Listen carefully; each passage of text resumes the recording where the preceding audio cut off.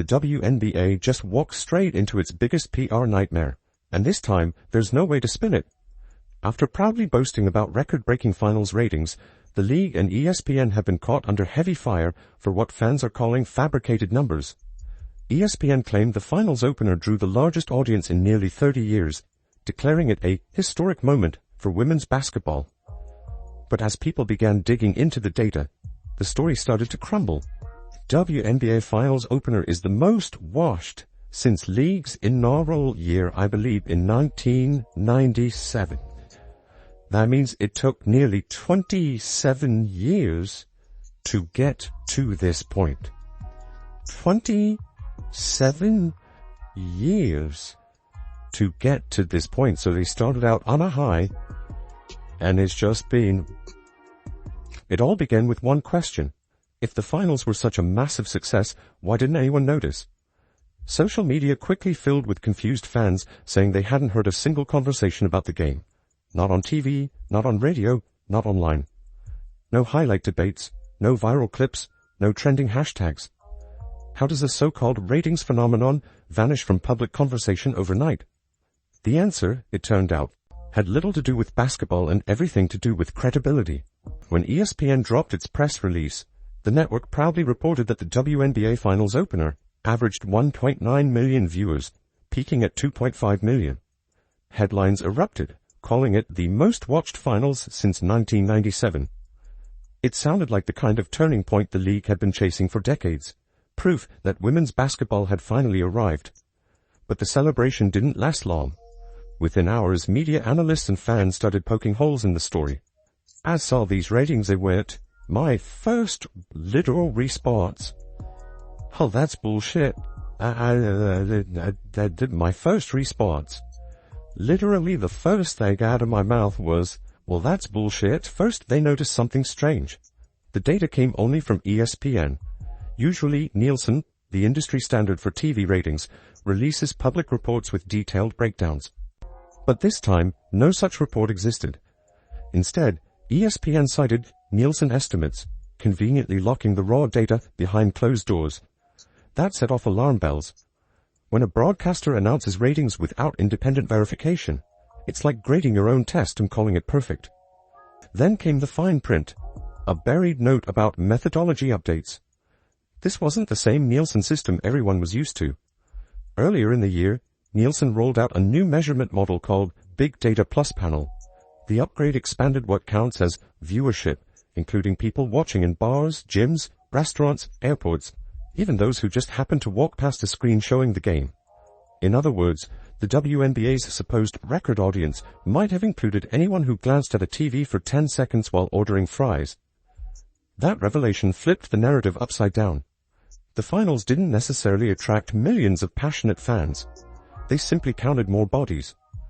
What ESPN labeled as a historic spike was really a technical trick, turning casual glances into full-fledged viewership. The supposed explosion of interest wasn't organic growth. It was data inflation disguised as progress. I go listen to sports radio. I'm not getting any WNBA finals. I'll turn on ESPN. I'm not getting any WNBA finals. I'll turn off Fox Sports 1. I'm not getting any WNBA finals. Nowhere I look do I see people really discussing the WNBA finals. And ESPN spits out 1.9 million viewers. Are these silent viewers? They very well may be. Fans immediately started connecting the dots. If this truly was the biggest finals audience since the 90s, why wasn't anyone talking about it? When sports truly break through, the Super Bowl, March Madness, even college bowl games, you can feel it everywhere. Talk shows dissect the highlights. Social media drowns in memes and debates. But this time, crickets.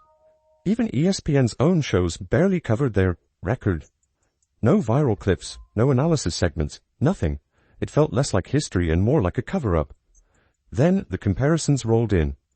NASCAR, MLB, and even mid-season football games were generating more discussion online, despite having lower viewership numbers. That exposed the contradiction perfectly.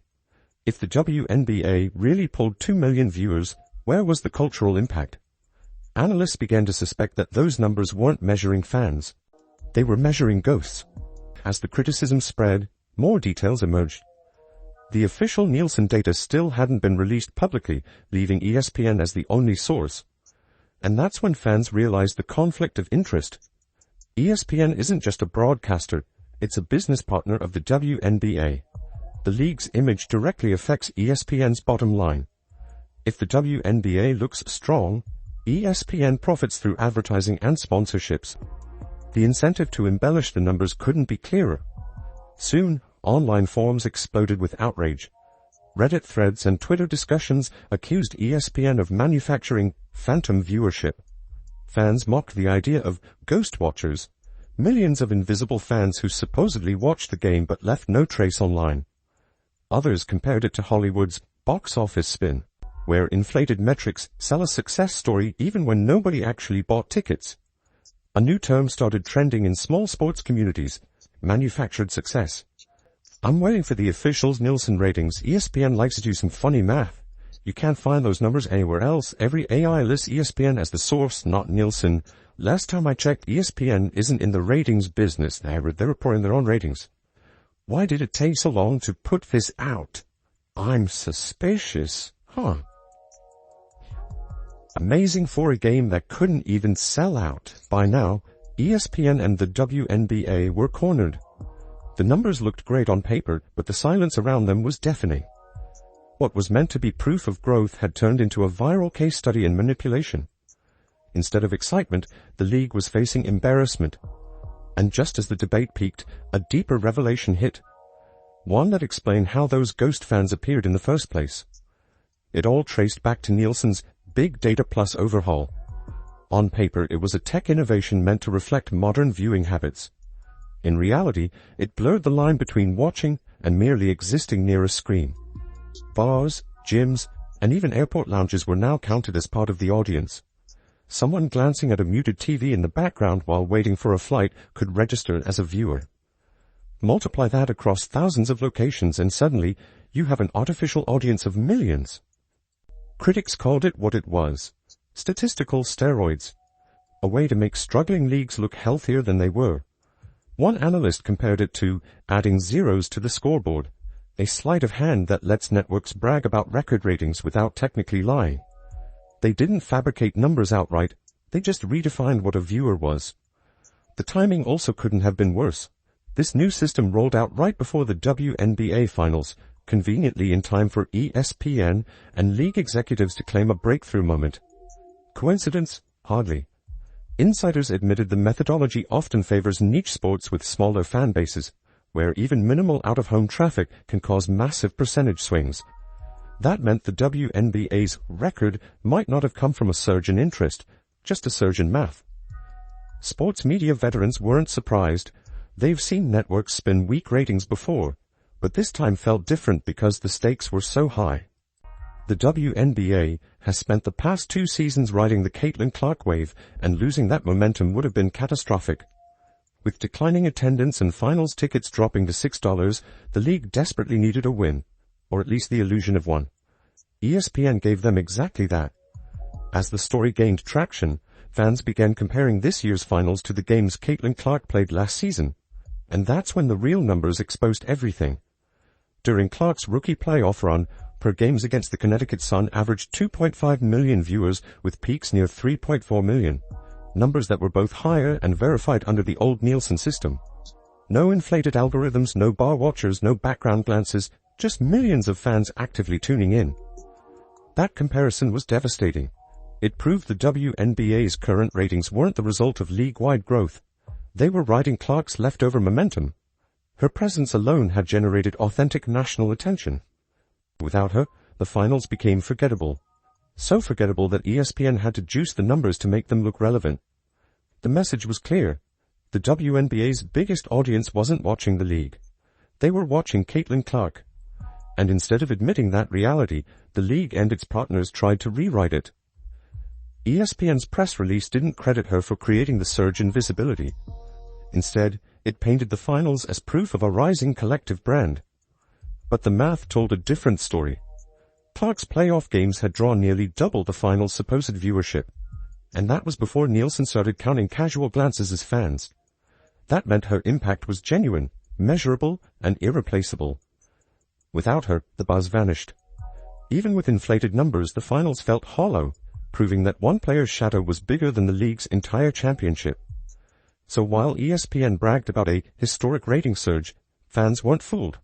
They saw through the spin, the fine print, and the data manipulation.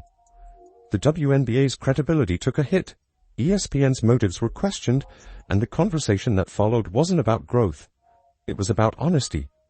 What was supposed to be the league's proudest moment had turned into its biggest embarrassment. The so-called record didn't celebrate women's basketball. It exposed how far the league and its partners were willing to go to pretend it mattered. And as fans began calling for transparency, one name kept resurfacing: Caitlin Clark, the player whose authenticity and talent had built real numbers, real excitement, and real trust. Fans saw right through it. The pattern was impossible to ignore. Whenever Caitlin Clark was on the court, engagement surged, ticket sales spiked, and broadcasts lit up with energy. The moment she wasn't, silence. The buzz evaporated like it had never existed. Caitlin Clark didn't just elevate her own team, she dragged the entire league into mainstream relevance. She brought new sponsors, new fans, and new credibility that no marketing campaign could ever buy. And yet, instead of celebrating her as the catalyst for their newfound visibility, league executives kept pretending this was organic growth. She was the reason casual sports fans started caring again. She was the reason corporate sponsors opened their wallets. Without her, the WNBA's momentum would have flatlined months ago. And once analysts started tracking the data, the truth was undeniable. The supposed record-breaking season wasn't proof of league-wide progress. It was a desperate attempt to protect a fragile brand built almost entirely around one player. When experts dug through a decade of WNBA viewership, the picture was bleak. From 2015 through 2022, the league's finals ratings were stagnant or declining. In 2019, the championship series averaged just 238,000 viewers, a record low that barely registered on national television. ESPN often buried the games on secondary channels, squeezed between reruns of debate shows and low-tier college matchups. Sponsors began pulling out quietly, realizing that the league's return on investment simply wasn't there. Then, like a switch flipping, everything changed. By 2023, finals viewership jumped to roughly 729,000. A year later, it hit 1.14 million. And in 2025, ESPN claimed the finals opener soared to 1.9 million, a 30-year high. To anyone paying attention, that trajectory didn't look organic. It looked engineered. The turning point? Caitlin Clark's arrival. When Clark exploded onto the college scene, she turned Iowa basketball into a national event. Every game was headline material. Crowds packed arenas, broadcasters fought for coverage rights, and fans who had never watched women's basketball suddenly cared. By the time she entered the WNBA, her audience followed her like a loyal army. The Fever's away games sold out nationwide. Regular season ratings skyrocketed. But the moment she was eliminated from the playoffs, the magic faded. And yet ESPN insisted the finals had higher viewership than when she was actually playing. That contradiction didn't sit right. Analysts overlaid WNBA viewership trends with Caitlin Clark's timeline, and the correlation was undeniable. Before her, ratings were flat. After her, they tripled. The finals records being promoted this year weren't the result of collective growth. They were the ghost of Clark's influence being spun into PR gold. The league wanted to prove it could stand on its own. But the data told another story. It was still standing on her shoulders. The 10-year data comparison became impossible to ignore. The WNBA had spent nearly a decade scraping for 500,000 viewers, and suddenly, right after Clark's debut, it tripled its reach. Then, when she wasn't playing, the finals supposedly broke records. The pattern screamed manipulation, and the lack of transparency made it worse. The deeper fans looked, the uglier it got. Online sleuths began dissecting ESPN's wording line by line. They noticed inconsistencies in how the network compared data, mixing averages with peaks, including out-of-home viewers without disclosure, and cherry-picking games to inflate the percentage growth. The so-called 62% year-over-year increase sounded impressive until analysts realized ESPN was comparing select playoff games from the previous year, not full series averages. It wasn't reporting, it was marketing dressed up as math. The backlash was swift. Hashtags like counting ghosts and fake finals ratings trended across social media. Fans, especially longtime supporters, felt betrayed. Instead of transparency, they got spin. Instead of integrity, they got PR manipulation. The outrage wasn't just about inflated numbers, it was about trust. Who exactly was benefiting from this illusion? ESPN, the league office, or both? Even players started hinting at frustration, posting cryptic messages about accountability and transparency. Behind the scenes, relationships between players and league officials grew strained. The more the WNBA and ESPN avoided direct answers, the guiltier they looked. ESPN's business interests are directly tied to the league's success. When the WNBA thrives, ESPN's investment looks visionary. When it stumbles, it becomes a financial liability. So both sides had the same incentive, to project strength even when the numbers didn't justify it. Behind the scenes, analysts began describing it as a mutual illusion. ESPN needed advertisers to believe in a booming league. The WNBA needed sponsors to believe in its future. Together they found a way to sell the story, even if it meant bending the truth. The new Nielsen data system became the perfect cover. By counting bar patrons, gym-goers, and airport travelers as viewers, ESPN could claim authenticity while padding the totals. Technically, it wasn't lying. It was just stretching the definition of reality. And it worked, at least at first. Major outlets copied ESPN's headline without verifying it, repeating the record claim until it became accepted truth. But once fans compared the data to previous seasons, the cracks widened. Every outlet that parroted ESPN's numbers suddenly looked complicit in spreading misinformation. The irony couldn't be clearer. In trying to prove that the league had finally arrived, ESPN and Kathy Engelbert had instead confirmed that it hadn't. True growth doesn't need exaggeration. It shows up in passion, engagement, and organic buzz. Those things can't be faked, and that's exactly why Caitlin Clark stands out. As the noise faded, one truth remained. Clark was the only part of the WNBA that didn't need manipulation.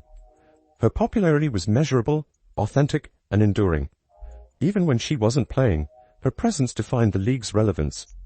Her absence from the finals exposed how fragile the league's success truly was. The supposed record viewership wasn't a triumph. It was camouflage for the void she left behind. That's why the record ratings narrative mattered so much. It was the league's lifeline. It was the story that said, we can thrive without her. But the numbers told a harsher truth. They couldn't. Every time analysts compared the finals viewership to Clark's own playoff games, the illusion collapsed. The league's supposed strongest year ever still trailed behind the viewership of a single rookie. This is what analysts now call the Caitlin Clark effect in reverse. When she's on the court, the WNBA looks unstoppable. When she's gone, the mirage fades. Coaches, players, and fans all know it. Some resent it, others accept it. But everyone understands it. Caitlin Clark isn't the league's problem. She's its proof of life. And that's the WNBA's biggest challenge. The league wants to be seen as strong and self-sustaining, but it keeps leaning on a single player's stardom to stay relevant. ESPN can inflate ratings and release polished press statements all at once, but the numbers without Clark tell the truth. They're flat, hollow, and lifeless. What the WNBA and ESPN tried to pass off as historic growth ended up exposing the opposite. Their so-called record finals didn't reveal strength. They revealed dependence. Caitlin Clark is the league's past, present, and future, and until they embrace that reality instead of disguising it, every milestone will ring hollow. Because real history isn't made in a press release.